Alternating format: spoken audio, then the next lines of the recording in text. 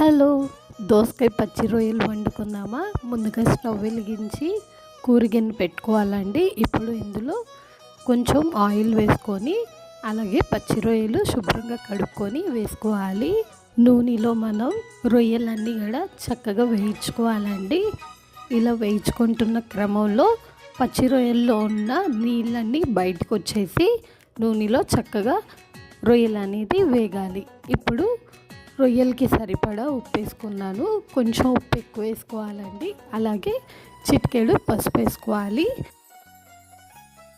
దోసకాయ వేస్తాం కాబట్టి మనం ఉప్పు అనేది దోసకాయలకు కూడా సరిపడా వేసేసాను. రొయ్యల్లో ఉన్న వాటర్ అన్నీ ఇంకిపోయి ఇప్పుడు రొయ్యలు బాగా వేగాయండి. ఈ స్టేజ్లో మనము కూరకు సరిపడా కారం వేసుకోవాలి.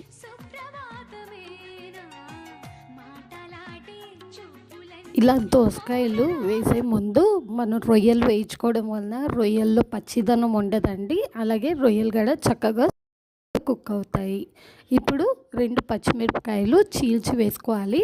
అలాగే దోసకాయలు, 1 ఉల్లిపాయ కట్ చేసి వేసుకొని చక్కగా అన్ని వైపులా కలుపుకొని ప్లేట్ వేసి కొంతసేపు ఉడకనిద్దాము. చూసారు కదా, ఒక 10 నిమిషాల తర్వాత ఇలాగా దోసకాయలో ఉన్న వాటర్ కూడా పైకి తేలుతాయండి. ఈ దోసకాయలు ఈ వాటర్లోనే కొంతసేపు మగ్గనిద్దాము. దోసకాయలు చక్కగా మగ్గాయండి. ఇప్పుడు కూరని ఒకసారి కలుపుకుందాము. దోసకాయలు వాటర్తో ఉడికించాం కదండి. ఇప్పుడు మనం 1 గ్లాస్ వాటర్ వేసి మళ్ళా ప్రాన్స్ని అలాగే దోసకాయలని అయితే కుక్ చేసుకుందాము.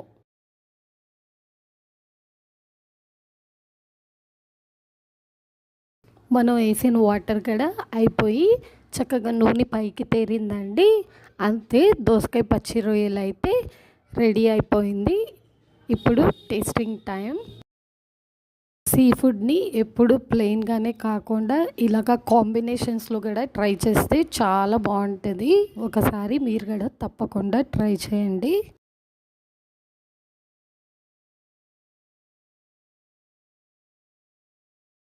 టేస్ట్ అయితే చాలా బాగుందండి.